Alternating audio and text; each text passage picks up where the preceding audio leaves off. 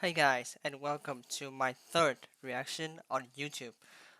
So today we're gonna do a World War II videos. So I think this video will be, I guess, more related to my generations, cause if you think about it, it's only around 80, maybe close to 100 years from now, 2023, right?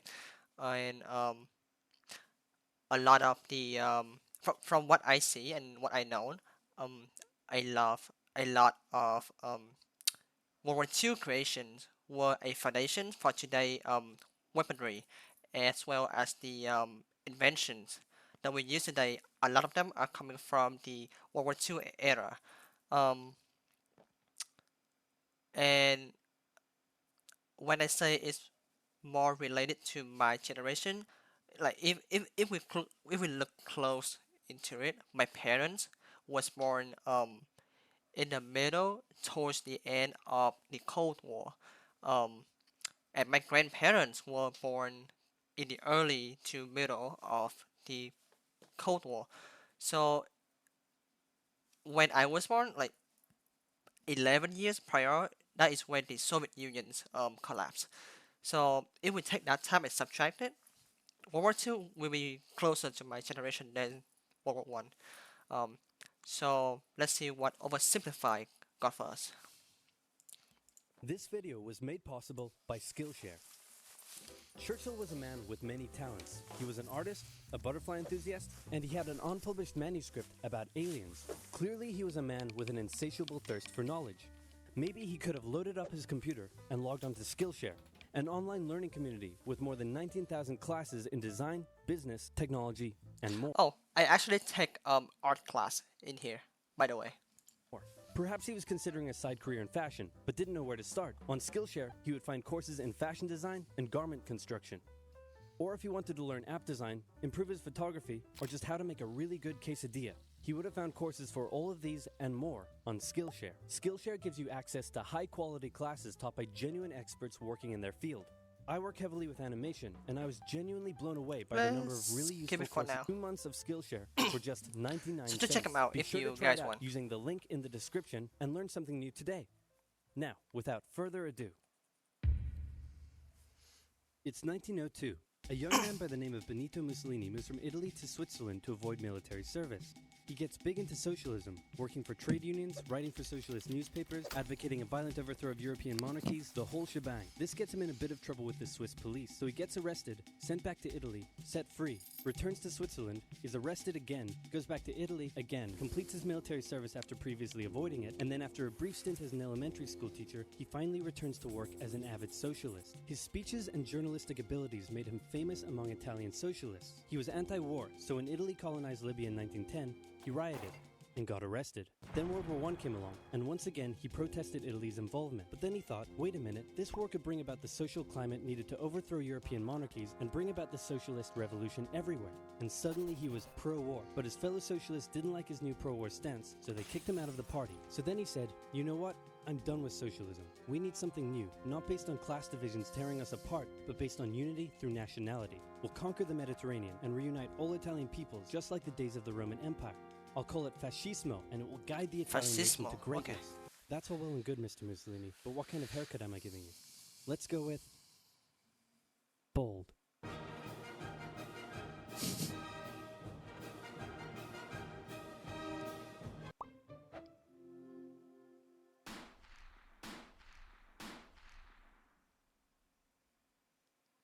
Italy had been on the winner's side in World War I, and they hoped they were going to get a lot Oh, out of it. so but just in the end, for context, how I do it is I will watch a portion of the video and then I will pause in between to tell you guys my experience as well as what I learned from school.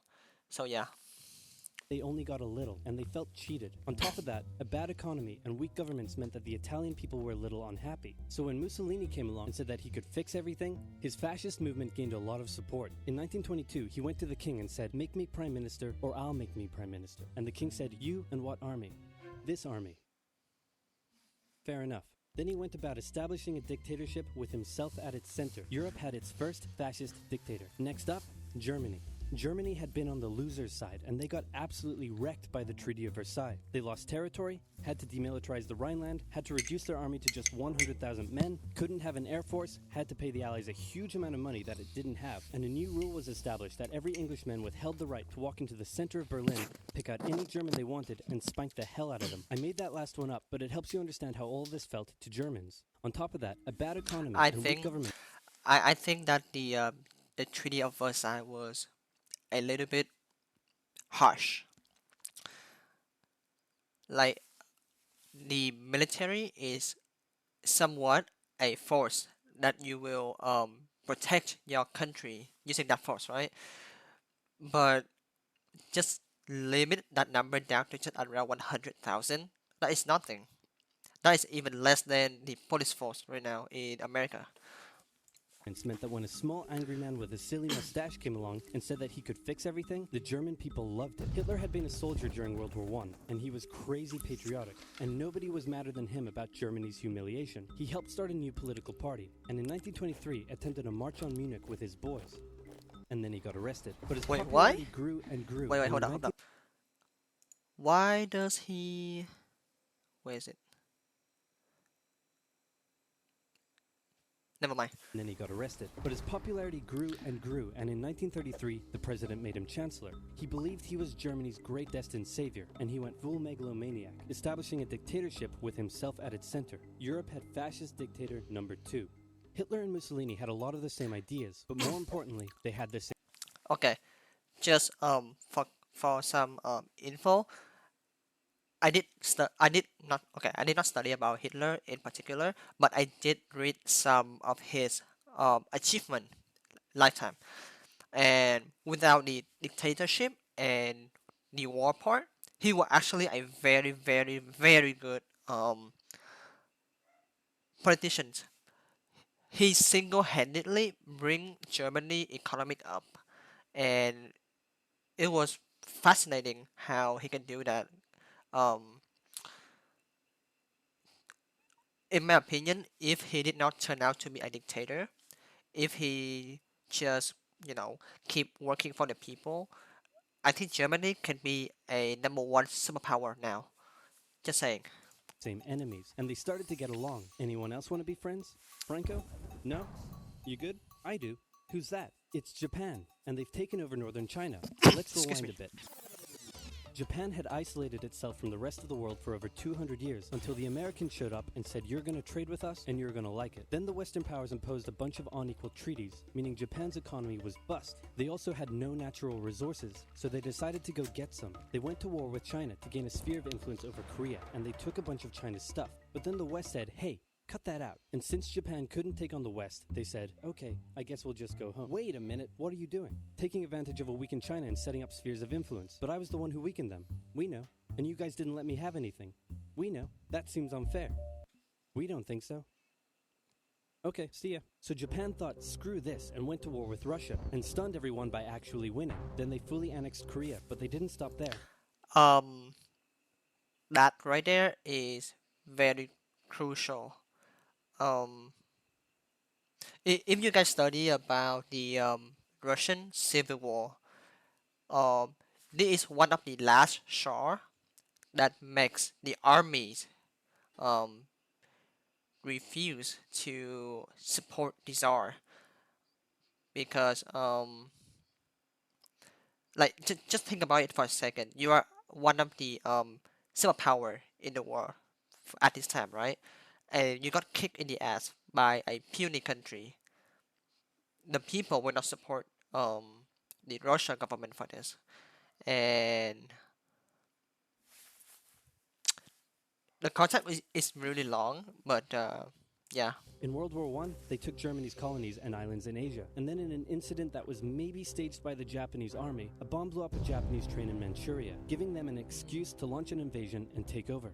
So here's the situation. Nazi Germany, Fascist Italy, and Japan all believe they're racially superior, all feel hostility towards the Allies, and all want to militarize and take over more stuff. And so they did. Let's start with Germany. Hitler hated the Treaty of Versailles, and now he was ready to begin undoing it. In complete violation of the treaty, the first Luftwaffe squadrons were set up, conscription was introduced, and he pimped up his army. The Allies did nothing.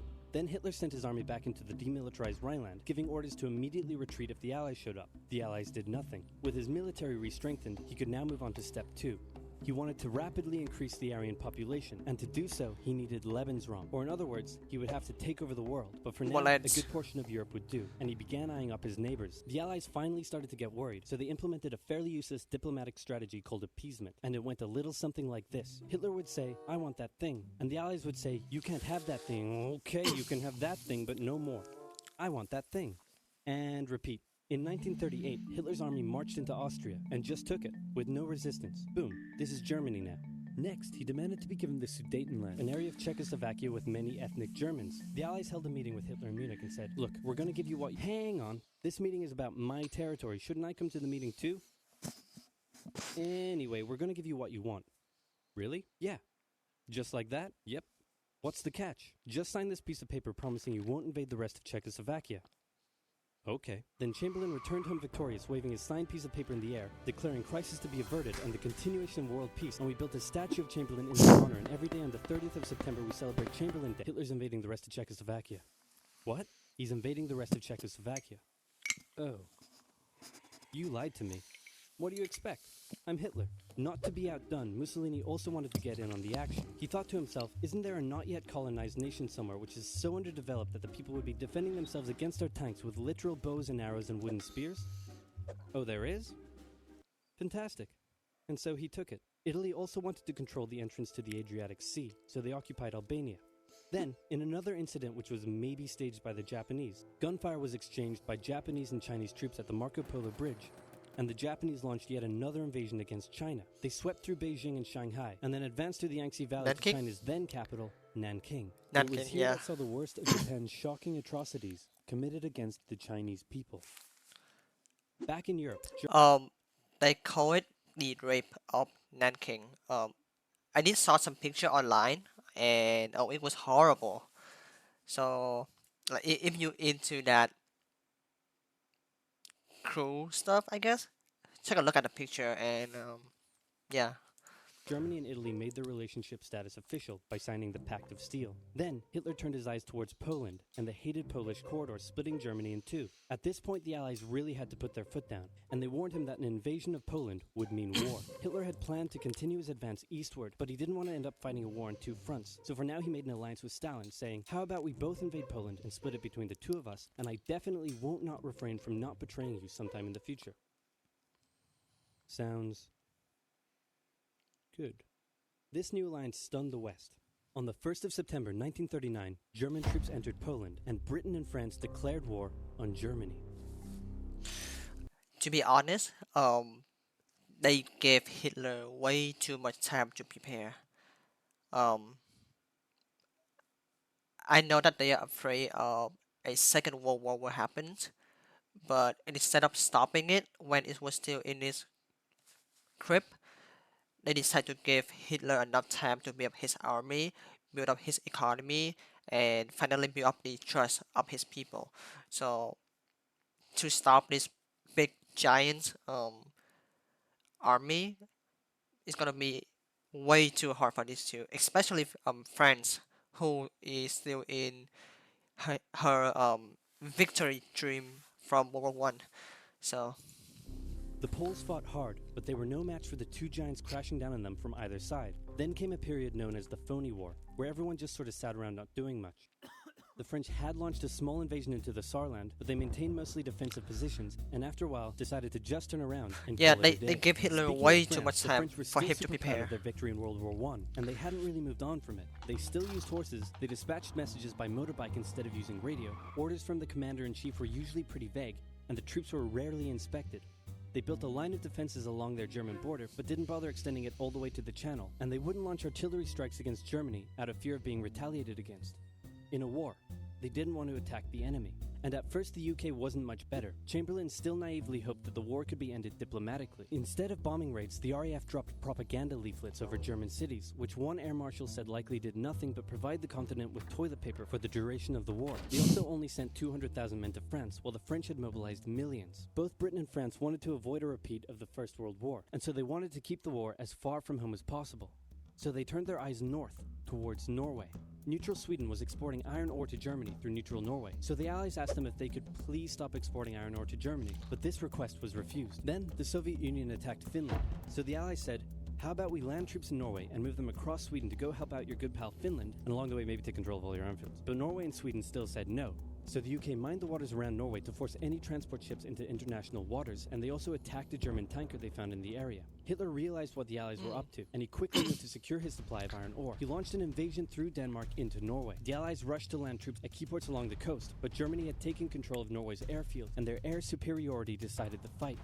The Allies had to retreat. After this slightly embarrassing failure, Chamberlain resigned and was replaced with Winston Churchill, who had a slightly different approach to dealing with the Germans. This guy Hitler's called me overall gun strategy was blazing. similar to Germany's First World War strategy. Attack France, defeat France, knocking out the UK in the process, then turn on the Soviet Union and win the war. During the phony war, the Allies had given Hitler time to prepare his forces. Now, he was ready to attack. The Allies had wanted to place troops in Belgium, but Belgium had refused, and in a move that surprised pretty much no one, Hitler launched an invasion to get around France's defenses. The Allies charged into Belgium at full speed to meet the German invasion head-on, and it looked like a repeat of the First World War was coming. But this time, Hitler had a trick up his sleeve.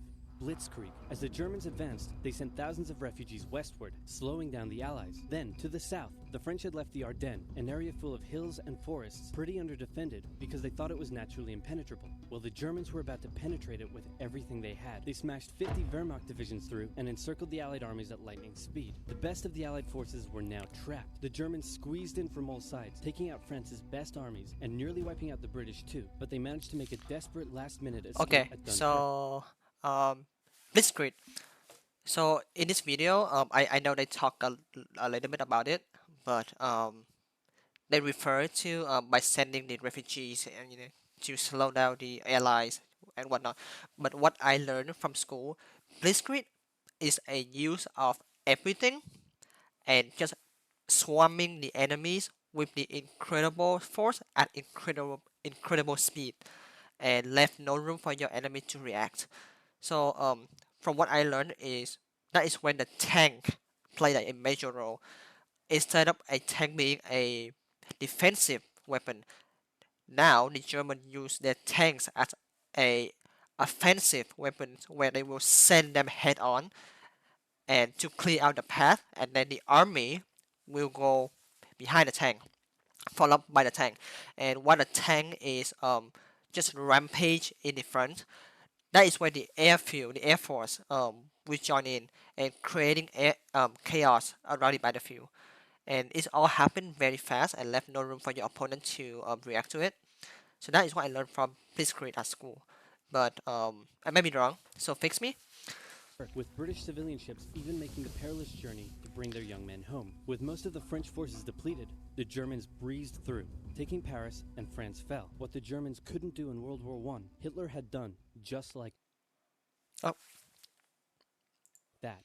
Hitler hoped that with the fall of France, the UK would also lose hope and sue for peace. But quite annoyingly, it didn't, and he needed to secure the Western Front, so he tried to force them into submission with mind games. The UK were now all alone, and Hitler wanted to emphasize that. First of all, just before France fell, Italy finally declared war on the Allies, making the UK's situation even worse. Next, instead of just occupying all of France, Hitler occupied the coastal areas for defense, but allowed France to continue its existence as a German puppet state. This way, it looked like the UK's old ally had decided to switch sides. Hitler also hoped that I the never UK know wouldn't that. attack Okay. any of her old allies' navy bases or colonies in Africa, giving Hitler an extra line of defense to the south. But the UK made sure to respond to this by sailing down to France's navy base in Algeria and wrecking a bunch of ships.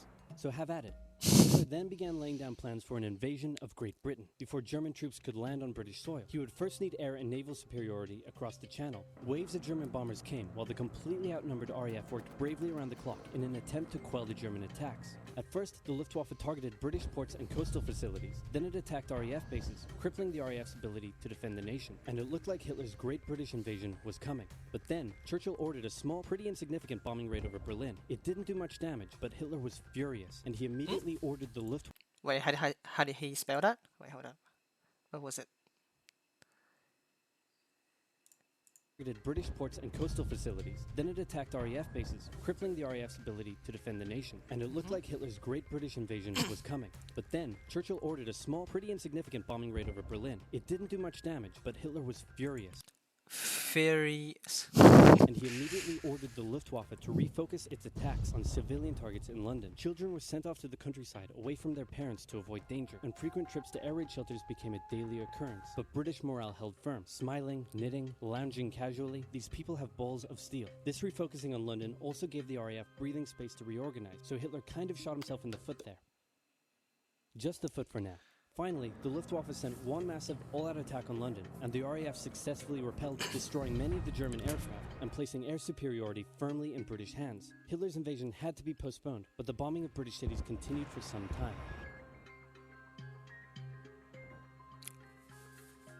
That's it. Okay. Um, I know I know how they talk about the Air Force and the battle, but I wish they also talk about the naval battle in this early war, because let's have a little discussion, okay? Um, in World War II, a lot of major country already have kind of an idea that a naval battle will be mostly decided by battleship, and like a lot of them does invest a heavy amount of money in these battleship. I'll say I remember Germany has at this time they has the Bismarck, and that battleship is one of the terror on the sea for the British. Um, but look like they don't talk about it in this video. Um, Good video actually. Um, I know that the beginning of the World War II was actually very slow, and not much not much fighting because they both playing mind games where the British and the French was afraid of a all-out war. Meanwhile, Germany is building its force and its strength. Um, I guess in the second video we will see the involvement of the Americans and how the Japan will also play one of the major role in this war. But yeah, that's it for now. Anyway, thank you for watching, and I will see you in the next video reaction videos. Peace.